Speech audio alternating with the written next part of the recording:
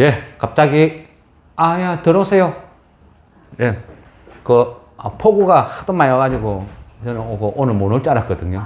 그래서 우리 둘이서 먼저 진행하고 있습니다. 진행하고 있는데, 지금 재난 문자가 와서 금방 끊겼거든요. 그래서 그대로 다시 연결해서 하는 거예요. 약간 소리가 약간 좀 이상하긴 했는데, 그냥 그대로 진행할게요. 금방 재난 문자가 오다 보니까 약간 또 이 화면이 끊겼거든요. 그래서 본의 아니게 다시 또 2부로 가야 되겠습니다. 근데 어쨌든 질문을 하시니까, 그죠? 제가 뭔가를 인위적으로 막 통제를 하는 거는, 그죠? 좀 그것도 문제가 있기는 있는 것 같아요.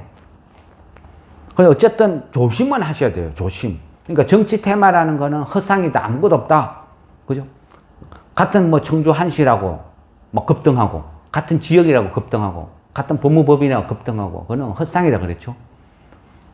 근데 시기적으로 괜찮고, 또 어떤 테마가, 정치 테마가 요즘 들썩들썩하고, 또 충청도 지역에 있는 충청방송이죠. BCC. 그것도 한동훈 테마로 조금 바닥에 동전주 한 700원, 600원 하니까 들썩들썩 하는 경향은 보여요. 결국은 정치 테마란 것도요, 덩치가 큰 무거운 종목은 아예 거론도 안 해요. 움직이지도 않고. 대부분 가벼운 종목들을 정치 테마로 엮어서 그냥 급등을 시키는 거죠. 그래서 이런 것들을 만약 하신다 하면 아주 소량으로, 그냥 작은 수량으로, 간보기용으로 요 정도로 끝내야지. 비중을 많이 싣고 하면 위험하다는 거죠. 아무리 바닥을 해도. 바닥에서 사는 것들은요, 비중을 많이 실어버리면 나중에 팔지도 못해요. 그래서 항상 이런 것들은, 특히 정치 테마는 어떤 소량으로 재미삼아 하기를 이제 권해드리고, 그래도 어쨌든 질문을 하셨으니까 굳이 이제 저도 정치 테마를 안 보는 건 아니거든요. 주식쟁이니까 모든 테마 전 종목들을 쭉 다 훑어는 봐야죠. 근데 요거는 내가 부담스러우니까 나는 이거를 참여를 안 하겠다 하면서 그냥 쳐다만 보고 있다.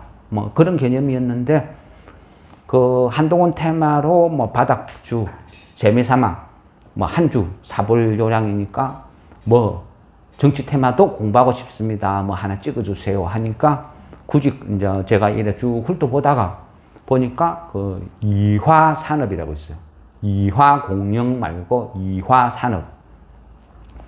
이화산업 얘도 완전히 쓰레기 회사는 아니거든요.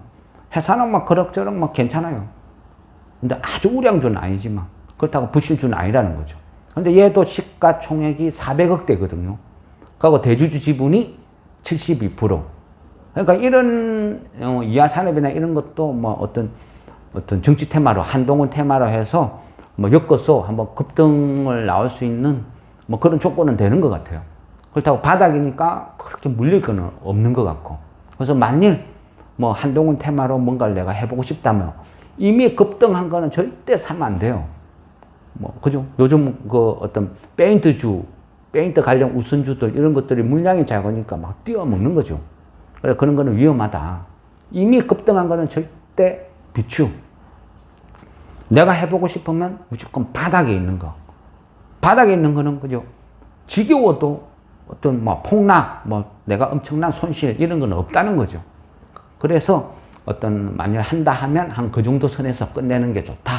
이래 볼 수 있고요. 그리고 지금 보면 일본에서 반도체, 그죠? 불화수소나 가스 이런 것들을 또 통제가 들어가니까 중국에서 똑같이 또 맞받아쳐요. 그러면 반도체 관련된 어떤 자원, 이거를 또 어떤 커터 하는 거죠. 소위 우리가 똘똘말이 해가지고 그냥 히토류 이래 부르잖아요. 근데 히토류도 종류가 다양해요. 근데 앞전에 한번 설명드렸죠. 전 세계 히토류 매장량으로 보면, 그죠? 중국이 1등이면 베트남이 2등이다. 그랬잖아요. 근데 베트남이 이번에 미국하고 협력을 했죠. 상호 MOU 체결해가지고 베트남에 있는 히토류들을 미국이 개발을 하겠다. 그래 되면 중국에서 히토류 차단해도 효과가 떨어진다는 거예요. 그러다 보니까 중국도 이제는 두리뭉실하게 묶어서 히토류가 아니고 핀셋으로 가장 아픈 부위를 한 번씩 콕콕콕 찍어서 공략을 하고 있다는 거죠. 그러면 시장도 이제는 히토류가 아닌 거기에 맞는 소재에 대해서 반응을 일으킨다. 뭐 그래 볼 수 있는 거예요. 그래서 이제는 만약 종목을 대응을 한다 하면 히토류 이런 식으로 찍을 게 아니고 그 종목을 그 정확하게 톡톡톡 찍어서 하는 게 뭐 맞지 않냐? 그런 생각이요. 보통 보면 그 히토류 하면 그 뭐 어떤 뭉텅거리로 막 확 오르는 그런 경향이 있었거든요. 그러다 보면 막 돌고 돌다 보면 어떤 중장비 이런 쪽에 어떤 해인까지도 히토류 관련주로 확 급등하고 뭐 이런 현상이 벌어졌는데 지금은 약간 더 디테일하게 뭔가 움직이는 어떤 그런 시장으로 흘러간다는 거죠.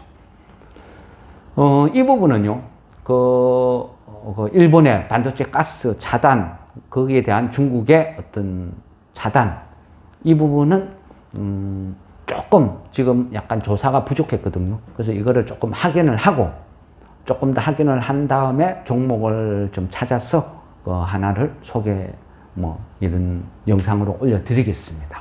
그래서, 어쨌든 뭐, 시향은 이 정도로 마치고, 그 FOMC, 이번에 FOMC의 그 파월이 무슨 말을 하는지, 그거는 반드시 확인을 하고 다시 또 대응을 하는 게 정석인 것 같거든요. 그래서 뭐 지겹고 뭐 그래 해도 매수는 자제하고 일단은 보유 종목만 대응을 하면서 한번 지켜보자는 거죠. 그래야 되는 것 같아요. 그나마 저희들 대부분은 그죠? 약간 그런 비슷한 부류로 편성을 해두니까 한 방에 있다는 거죠. 저도 뭐 파버나이 뭐 마이너스 한 4, 5% 이런 손실이었는데 오늘 전부 뭐 어떤 수익 내고 다 팔은 거죠. 김 PD님 저 파버나이 남겼어요? 예, 저는 좀 남겼어요. 오, 축하합니다. 네. 저는 간이 약해서 오늘 10% 20%에 그 홀라당 다 팔아먹었습니다. 그 상한가 가니까 조금 아쉽네요. 네, 어쨌든 가면 시향은 이래 마무리 짓고요.